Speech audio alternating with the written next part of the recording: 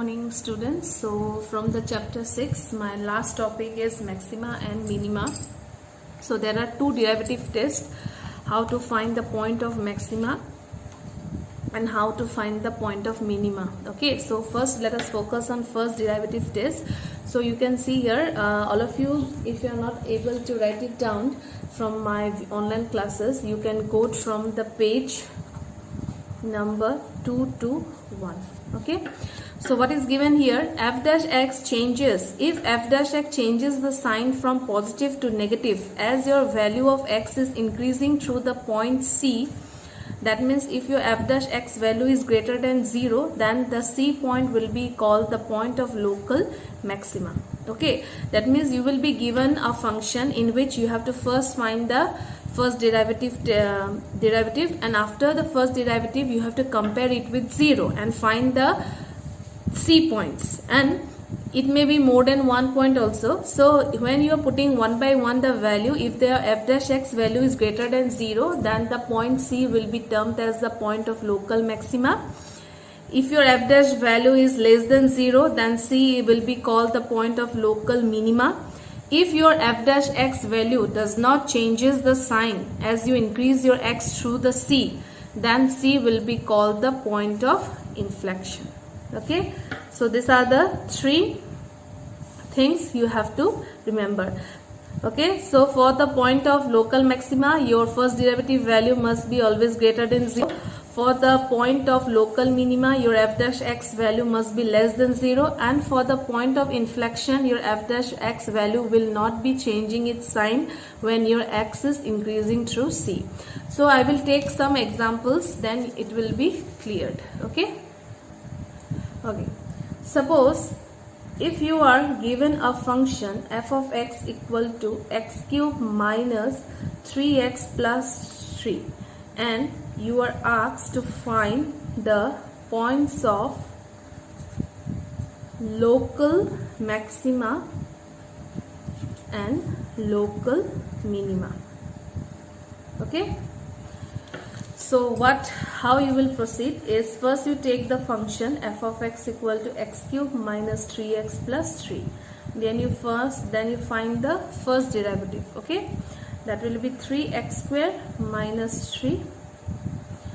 Okay, that means, so therefore next you have to compare your f dash x with 0 because you have to find the C point. Okay, so that means your 3 of x square minus 1 is 0. That means x square minus 1 equal to 0. So this is a square minus b square. That means your x value is coming to be minus 1 and plus 1. Okay, then after that what you do, you take a number line. Okay, because you have to see the change of your f dash x, isn't it? Minus 1 is here, 1 is here.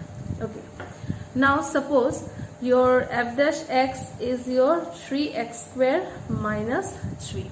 Okay, so first let us focus in minus 1. So if you see minus 1, okay, minus 1, how your sign is changing from here to here, you have to focus. Okay, so if you take minus 1 of this side will be what? Simply minus 2 I can take, isn't it?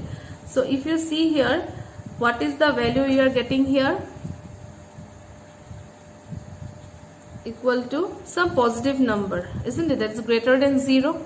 Okay, next is you take right value of your minus 1. Suppose 0 if I take, so what is coming here? 3 of 0 square minus 3. So it is coming what? Negative value. So when we are focusing on minus 1, what you are getting? Your f dash x is changing from the sign positive to what? Sign negative, isn't it? If you see this, what you are getting? Positive to negative. So already I have discussed, when your sign is changing from positive to negative, then that point will be called the point of local what? Maxima. That means local maxima is which point now? Point number? Yes. So therefore you can conclude that x equal to minus 1 is known as the point of local maxima. okay, because your sign is changing from positive to negative. Don't just simply you can conclude that -1 is negative number, we will conclude that point of local minima. That is not the important thing, okay. You have to focus on the change of the sign. Clear, all of you? Next, you focus from now. Your next C point is what? 1. So if you see 1 less than point is what? You can be, so this is while you are checking for x equal to -1. Next, if you check for x equal to 1, so 1 left hand side is 0. So just now only you have got, when you are taking the 0 point, you are getting what? Negative, okay. Next is 1 right hand side values is what? I can take 2. So 2 will be, so you will get how much?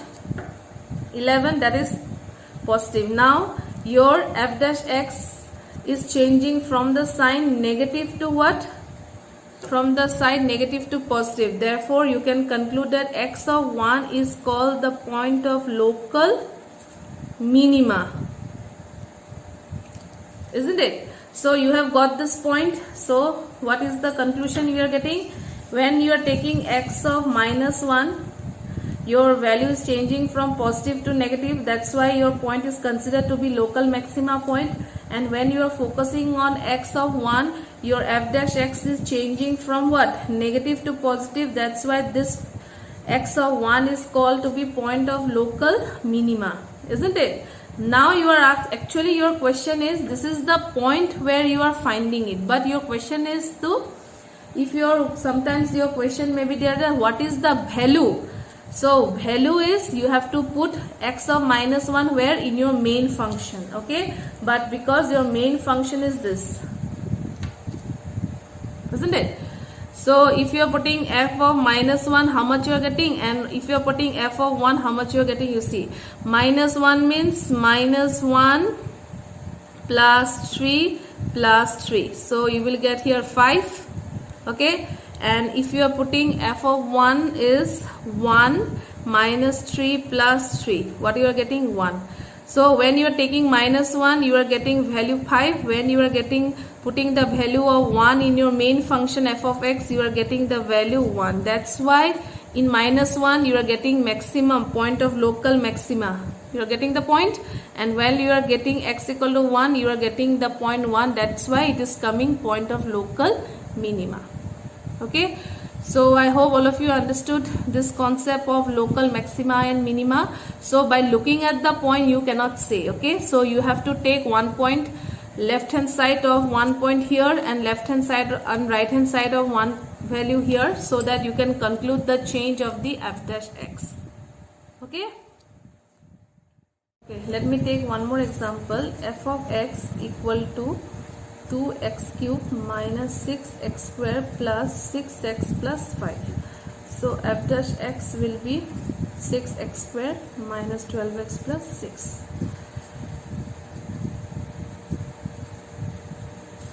So f dash x equal to 0. Let us find the value of C point. So 6 of x square minus 2x plus 1 equal to 0. So x square minus 2x plus 1 equal to 0. So a minus b whole square. That means your C point is 1. Okay. So 1. So next, when your f dash x is 6 times of this, isn't it?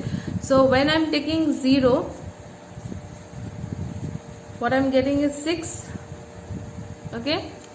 And one more right hand side, if I take 2 minus 1, this is also 6. So you can see here, when you are taking value left hand side, you are getting what? Less than value of 1, I am taking as 0. So when I am taking 0, I am getting f dash x value to be 6. And when I am taking a value more than 2, I am getting again the value 6, isn't it? So you can see here, there is no change of f dash x, neither from positive to negative, neither from negative to, but therefore this point is called the point of inflection. Okay, so the x equal to 1 will be termed as the point of inflection, because there is neither point of local maxima nor value of local minima. Okay, so this is the idea of first derivative test. So I hope all of you understood the value of first derivative test. So you go through this theory and see these two examples. Okay.